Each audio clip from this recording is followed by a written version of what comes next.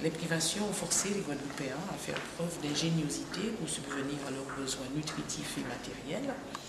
La dépendance économique par rapport à la France est ainsi atténuée. Sont cela de simples efforts viables, par ces tendances sur une période courte, 3 ans, ou le symbole même de la faisabilité de l'idée d'indépendance. Alors j'avoue que la question prête à sourire, parce que la problématique de l'indépendance ne se pose pas à l'époque. L'indépendance, je pense que c'est un élément si cette indépendance devait arriver, c'est un élément qui serait pensé. Alors là, nous sommes dans une situation où nous avons un territoire qui dépend presque entièrement de la France métropolitaine. J'utilise à dessein cette expression métropolitaine que je situe entre guillemets, parce que nous sommes bien des colonies, et la France pour nous, c'est le pays qui domine, c'est-à-dire c'est la métropole au sens très colonial du terme. Alors nous avons affaire à un territoire qui dépend de sa métropole, comme la majorité des colonies, une dépendance qui a été voulue, une dépendance qui a été créée. La majorité des exportations de la Guadeloupe, bananes, sucre et autres produits vont vers la France, donc ces recettes d'importation viennent de la France, ces recettes d'exportation viennent de la France, et elle reçoit de la France la majorité des produits nécessaires pour sa survie. Donc elle reçoit environ 80% de ses importations. Or, du jour au lendemain, elle s'est retrouvée sans avoir pu le prévoir dans une situation de pénurie, parce que la France est en guerre, la France est rationnée par les Allemands, donc elle n'en a pas suffisamment pour sa propre consommation, a fortiori pour expédier vers les territoires. D'autre part, on sait que les Allemands occupent toute la côte atlantique, toute une zone qui va du nord vers le sud à partir de 1942. À partir du mois de novembre 1942, les Allemands occupent tout le territoire. La France peut-elle donc ravitailler ces colonies des Antilles? Je n'en suis pas certaine. D'autre part, les navires qui étaient utilisés donc, pour ces transports de marchandises sont réquisitionnés dans le pool interallié, où les navires sont immobilisés dans les ports où ils se trouvaient au jour de la signature de l'armistice. Donc, il est difficile, mais il y a un souci. Il faut manger aux Antilles. Il faut manger. Alors, il faut manger, donc il y a tout un programme qui est mis en place pour encourager à la production vivrière.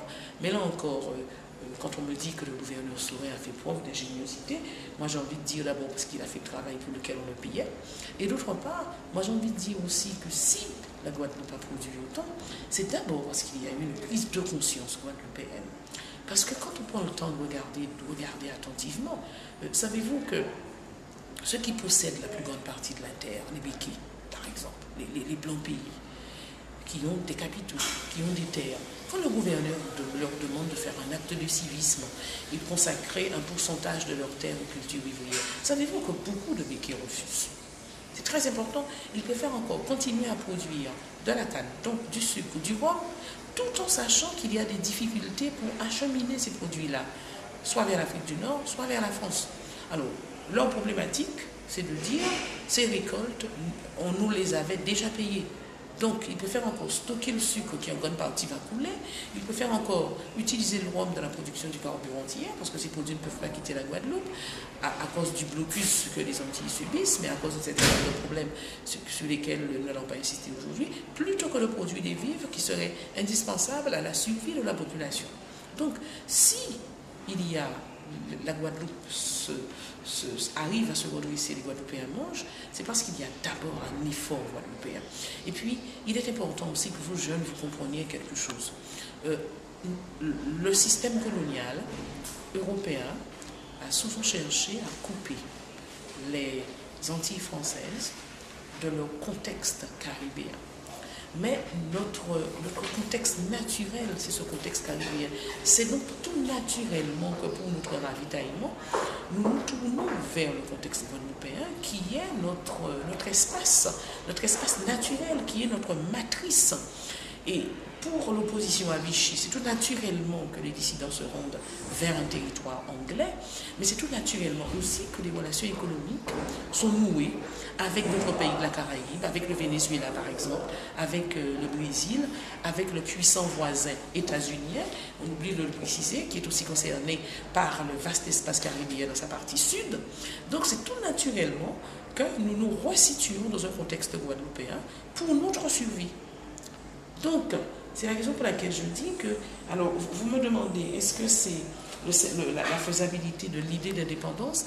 Alors la question me fait sourire. Je ne suis pas certaine véritablement que c'est la faisabilité d'une idée d'indépendance. D'abord aujourd'hui parce que le contexte a changé, et surtout parce que quand le commerce, les liens commerciaux sont rétablis, eh bien on va assister à quelque chose de terrible. Eh bien cette ingéniosité guadeloupéenne, cette volonté guadeloupéenne à produire, à vivre, à se suffire, à tisser des liens économiques avec la Caraïbe, cette volonté-là disparaît. Et oui, à partir du moment où les produits de consommation commencent à arriver, mais on va s'orienter vers une situation qui ne favorise aucune satisfaction des besoins quotidiens. Et de plus en plus, avec le développement de la société de consommation, nous allons nous retrouver dans une situation, j'allais dire de presque dépendance, mais dans une situation où la majorité de nos besoins viennent de la France. Alors que pendant la guerre, on avait produit du savon pendant la guerre. Les anciens connaissent le dicton Baïkoko du savon, les établissements blandés ont produit du savon, on a produit du textile, et on pourrait, écouter, le carburant antillais, on a arrêté de produire le carburant antillais, alors que le Brésil produit du carburant antillais, on a mélangé du rhum et de l'essence. Donc il y a eu énormément de choses qui ont été réalisées, et la Guadeloupe a continué à vivre. Malheureusement, à la fin de la guerre, quand les relations sont normalement rétablies avec, entre guillemets, la mère patrie, la métropole, eh bien, nous retournons à cette situation de dépendance. Je vous remercie.